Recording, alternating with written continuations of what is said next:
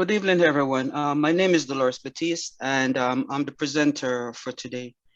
I was asked to present this topic on menopause, which I realize that it's a very, very important topic for women, and that it's for every one of us to have an understanding of what's going on with our body and how we can help to alleviate these symptoms. My aim really today, I'm not an expert, but I'm here just to give you the information, enough information that you can go through with. My aim is to, after this presentation, that you will get a better understanding of what is happening to your body and also how to help alleviate all these symptoms. So the topic is menopause. It is important to approach menopause from a positive frame of mind, learn about the causes and symptoms, and how to help alleviate them. It is not an illness nor a disease, so it doesn't automatically require medical treatment. However, in some cases where symptoms are severe, medical treatment is appropriate. Next.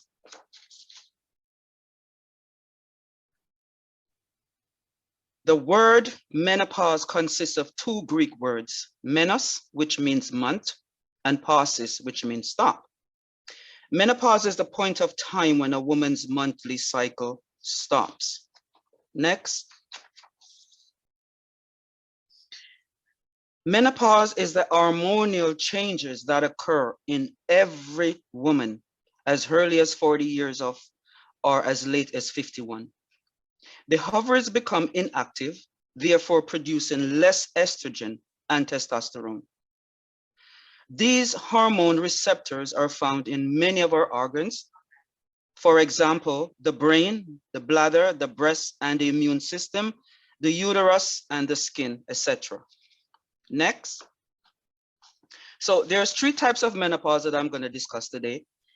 Number one, early menopause or premature. So a premature menopause can be brought on by surgically removing your ovaries. This is not something that you do automatically. It's usually with some condition like cancer of the ovaries, and then the ovaries has to be removed. This will brought on early menopause.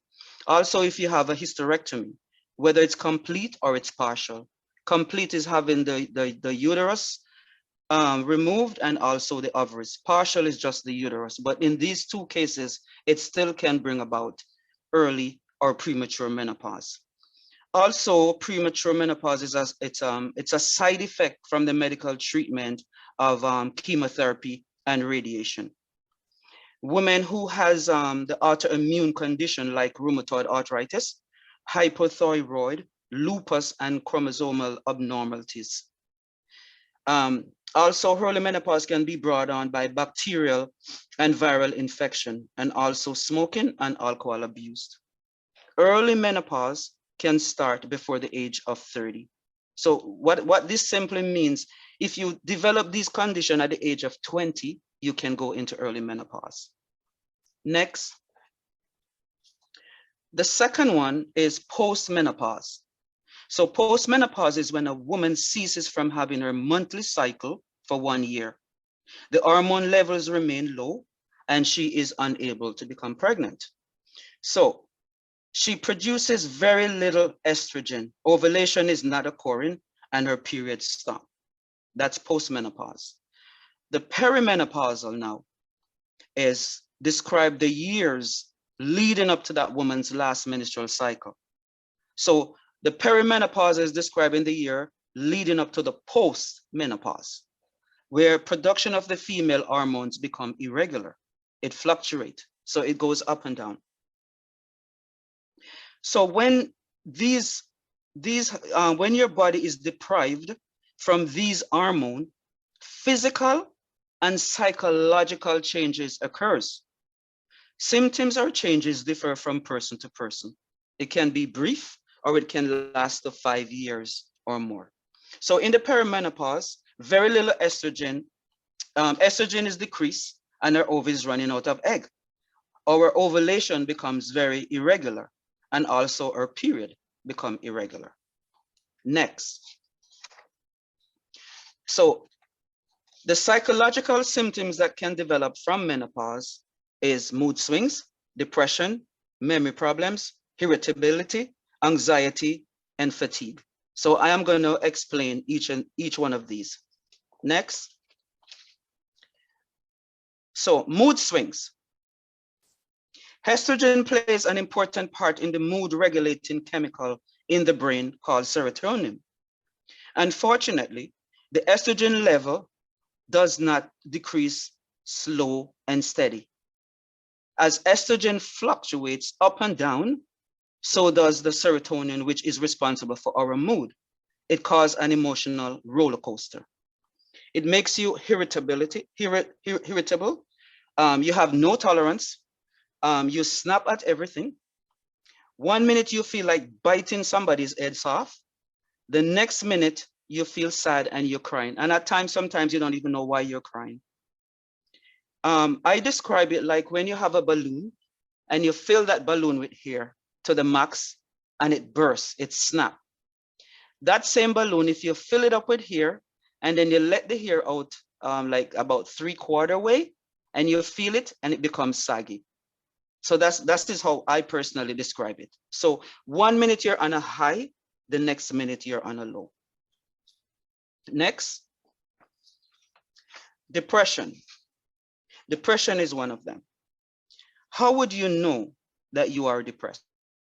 Loss of interest in things you once enjoy, gaining or losing weight, your eating habits changes. So it simply means you're eating too much or too little. You have low self-esteem, feeling less attractive and worthless. Factors that can impact our mood. Number one, nature, spiritual forces, and life situation. So with nature, we are dealing with aging. We look in the mirror and we're not 20 years old anymore. And also with nature, we're dealing with the natural hormonal changes that is in our body. Spiritual forces. The spiritual forces is the devil. The devil who does not take vacation. He takes advantage of your emotion. So and he influences it. So if your emotion is on a high and you're irritable, you're so angry, he can influence that emotion and you can end up doing something that you might end up regretting later. If it's too low, he influences it also by whispering in your ears and giving you like suicidal thoughts.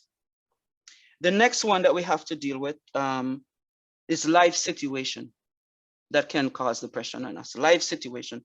What I mean by that is like you're going through a divorce.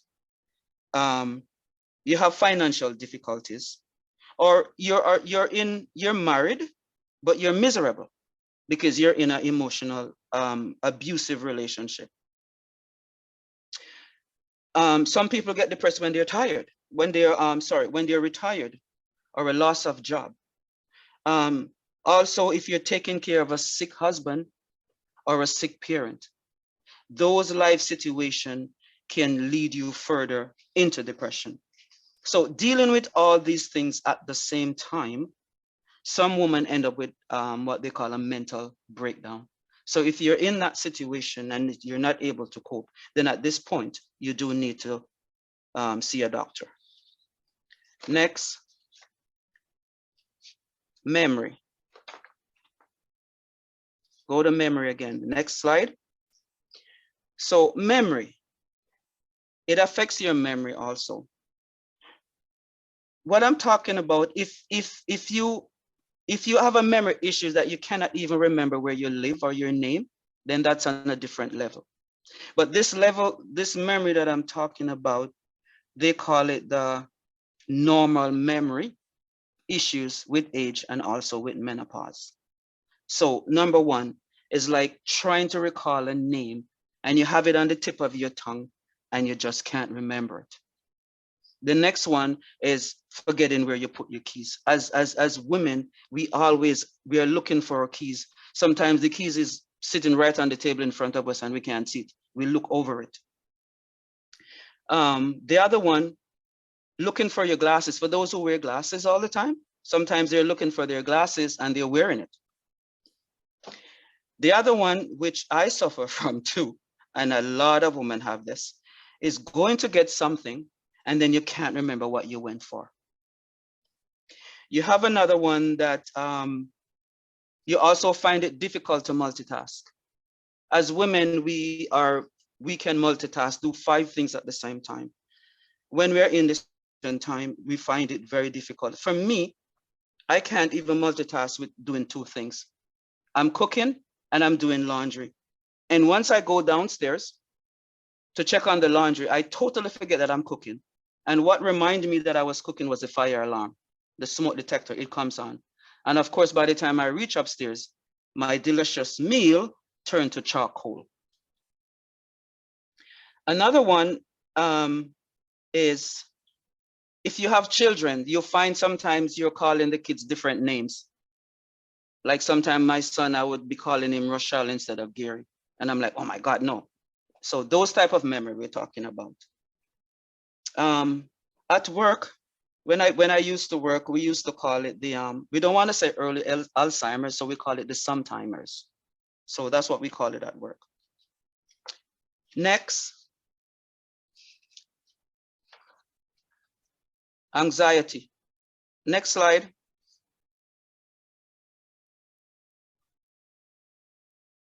The next one, anxiety.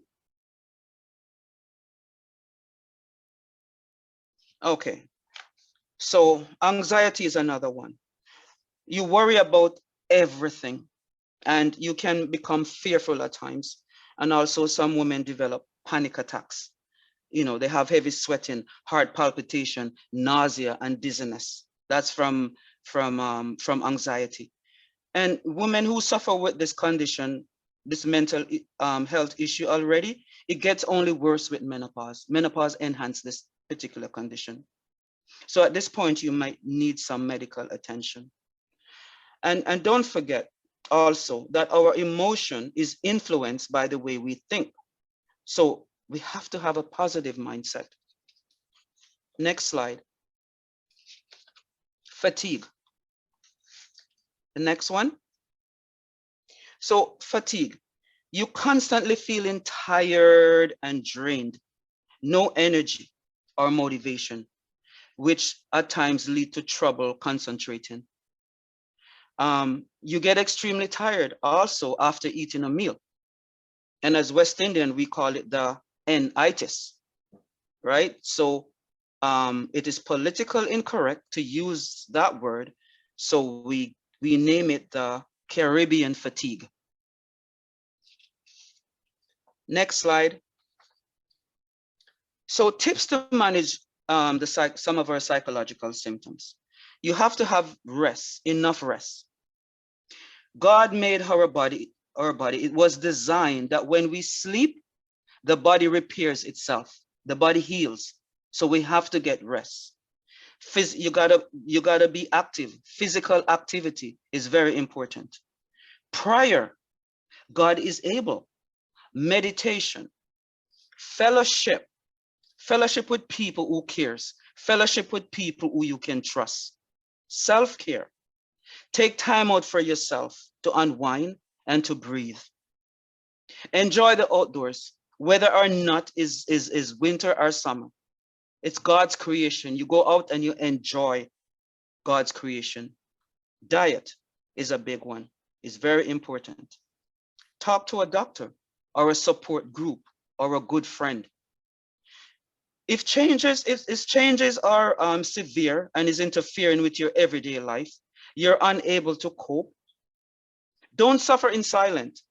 Contact your doctor. Listen to your spouse or a family member. If they say to you, you know, you're not yourself, you're so irritable, you're snapping at everything, be aware of these signs and seek the help that you might need. Next. So we have physical symptoms. Physical symptoms. So as women, we end up with dark circles under the eye. And that's the reason why many of us women have to wear the concealer to hide those dark circles. You have breast pain, especially if you're well endowed. It's very tender painful. It feels like pins and needles inside of it. And also it's sag. It's not as perky as it was when we were 20 years old. Our nails becomes brittle and dry and cracked. High health, especially the ones who do not wear glasses, when you find that you have to be reading your text on your phone, stretching out your hands, are you reading anything and your hands is outstretched just to see it, then you know definitely you need to check your eyes. Headaches. Headaches is another one, and it's a big one for me also.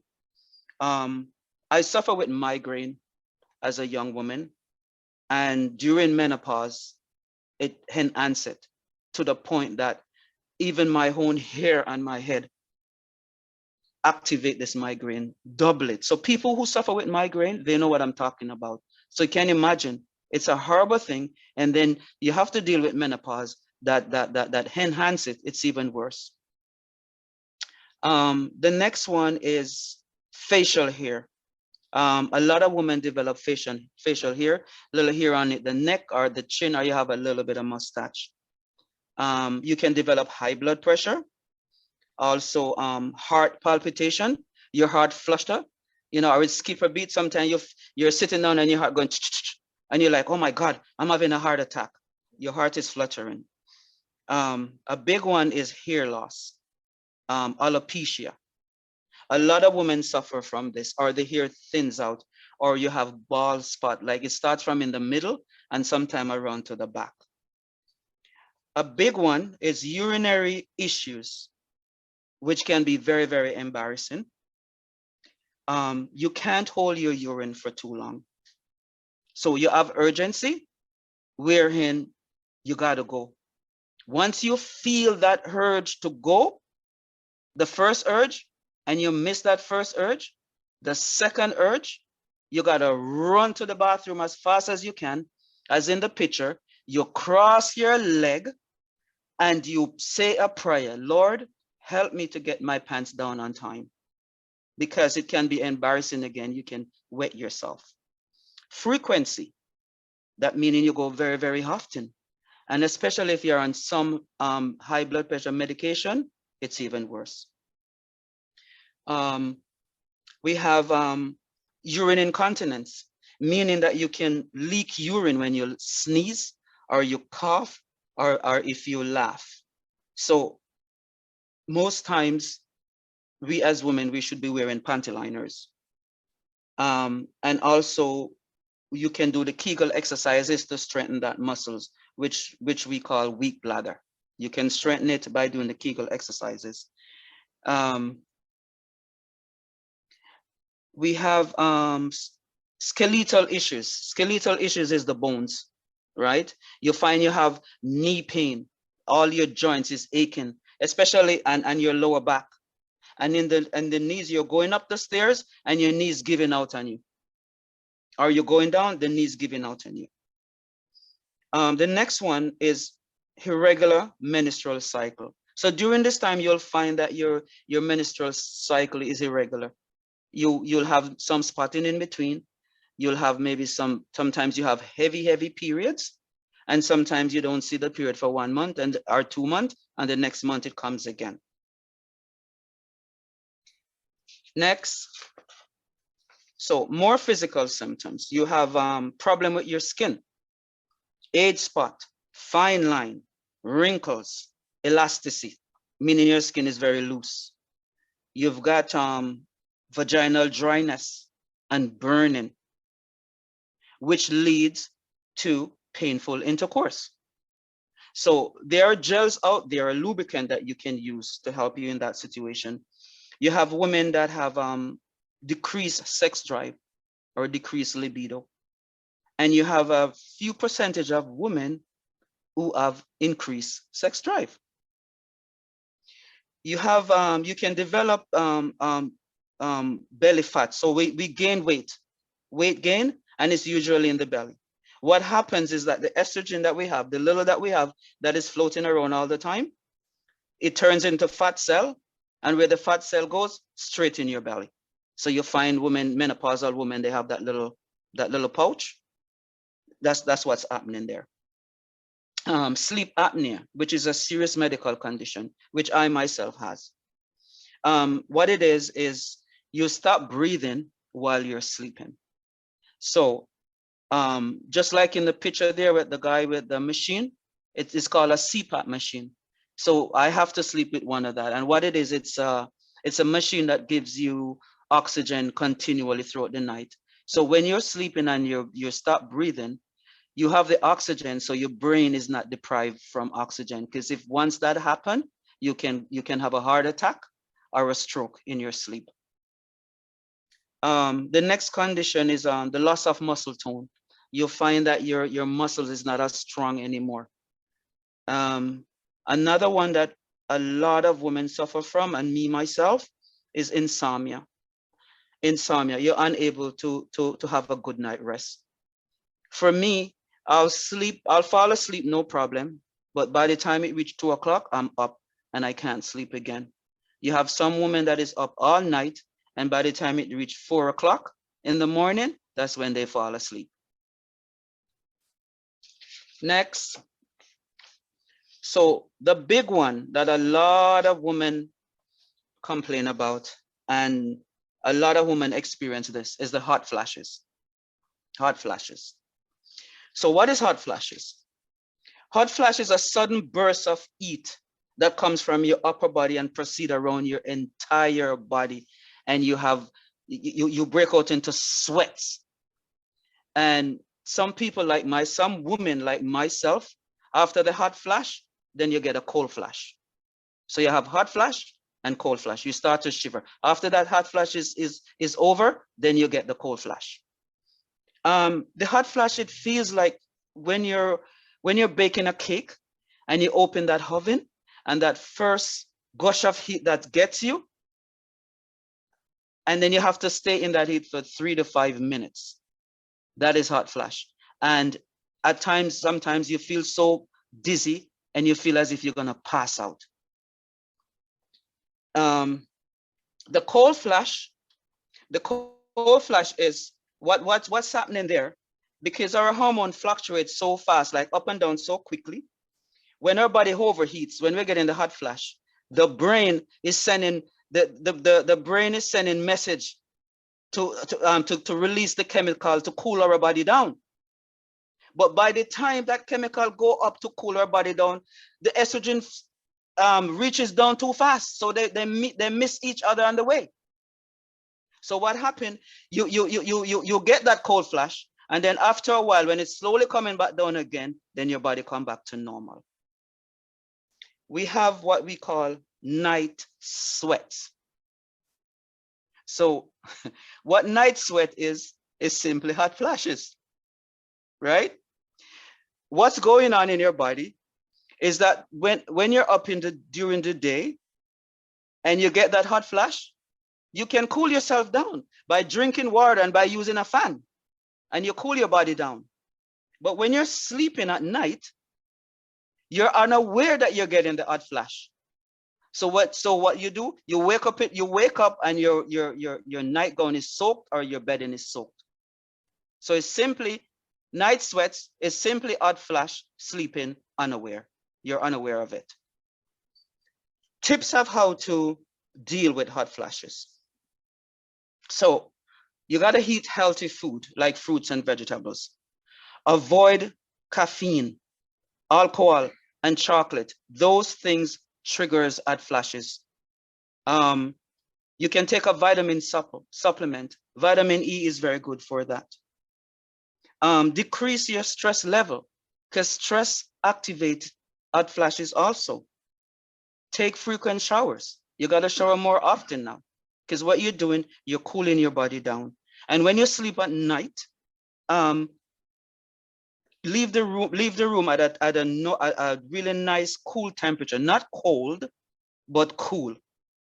And ladies, don't sleep in those heavy, long jogging suits. I know some of you women sleep in jogging suits. Don't sleep in those things and those long nightgown that drag on the ground. Sleep in like wool material. It's a natural fiber, and it absorbs the heat, so you can sleep in a nice wool pajama. And in the winter time, in the summertime, you can use cotton PJ, those nice cotton PJ sets. You can sleep in that, or even the little nighties, but let them be cotton. And you have some women who like to sleep naked. Now, if that's what makes them comfortable, there's nothing wrong with that. I know a lot of ladies that sleep naked on and they have a sheet, but they have nothing on when they're going through this. Next, so more tips to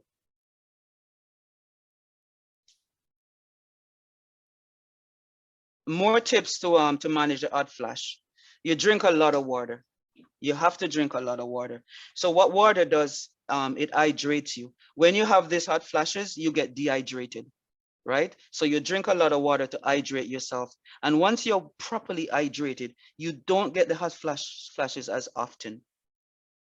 Have a little bottle at your bedside with some water at night when you sleep. So if you feel one coming on, you can drink it right away. And I mentioned that before, that you can wear cotton clothes. And also for women like myself who suffer from the cold flash, what I do, I dress in layers. What I mean is, like, I dress in a little shirt, like a t-shirt or a nice shirt, and then a little light jacket. So when I get hot, I slip the jacket down, right? Cool myself down. And when I get the cold flashes, I put the jacket back on. So those are tips to help you. There's a supplement that called black cohosh or evening primrose. You can take that also. What this is made out of natural herb and natural plant root. But before you take any medication, consult your doctor first. And of course, you can carry a fan. There's fans that you can carry in your handbag. If symptoms is so severe that you're not able to cope, then there is hormone replacement therapy, right? It comes in patches, gel, nasal spray, vaginal cream, vaginal rings, and injection. Hormone therapy is not for everyone. So before you, what you should do is be advised by your doctor before you try this. Next, physical activities. So I'm going to explain to you why physical activity is very important. Physical activities decreases physical and psychological symptoms by triggering the hormone receptor in the brain, which releases the chemicals serotonin, endorphin, norepinephrine, which is the mood booster and stress reliever. And it's also a natural painkiller. The natural painkiller, which is endorphin, it's a natural morphine. So when you have those pain in your joints, the natural morphine that releases when you do your physical activity, you will not feel any pain anymore. You are actually doing your body, mind, and spirit good. Physical activities helps with mood, depression, bones, muscle strength, joint pain, and it decreases bad cholesterol. Weight loss, it's good for weight loss. It makes you look younger and you live longer. Next, diet. Next, a well-balanced diet consists of fruits, vegetables, and whole grain. This diet will help relieve many of the symptoms of menopause. Phytoestrogen, which is a natural estrogen found in plant. So our body is being deprived of estrogen during menopause. So you have natural estrogen that is found in plants, like dark green leafy vegetables like kale. So and then you have it in flaxseed, chia seed, green peas, walnut, garlic, soya, dry fruits, black eyed peas, red beans, tofu, multigrain bread, and berries, especially black berries. Again, I mentioned before, you drink lots of water and you stay away from the caffeine and alcohol and processed food. Stay away from spicy food also. Those triggers at flashes. Blueberries combat mental and physical aging. Avocado is good for your skin and your hair. Cucumber lubricates your joint and bones. Salmon decrease inflammation like arthritis and also decreases wrinkle. So can you imagine with physical activity that triggers the natural hormone in the body in combination with eating a well-balanced diet rich in phytoestrogen food, you'll be a way ahead and healthier than those who are not active and eat unhealthy. So my closing statement, menopause is no respect of person. Every menopause is no respecter of any person. Every woman, in respect of culture, status, religion, or ethnicity, will experience menopause in some degree.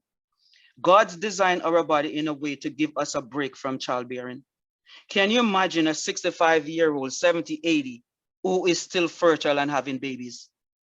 There is only one Sarah in the Bible who gave birth late in her life, and that was a miracle and a promise. We need to empower ourselves with this information and use it to live a happier and healthy life during our menopause transition. The ending thought is menopause can be daunting, confusing, and a scary time in one's life if you let it be. But knowledge is power, and so is prayer. The serenity prayer. God grant me the serenity to accept the things I cannot change, courage to change the things I can, and the wisdom to know the difference. This is the end of my presentation, and I hope and pray that it will be of help to some of our women.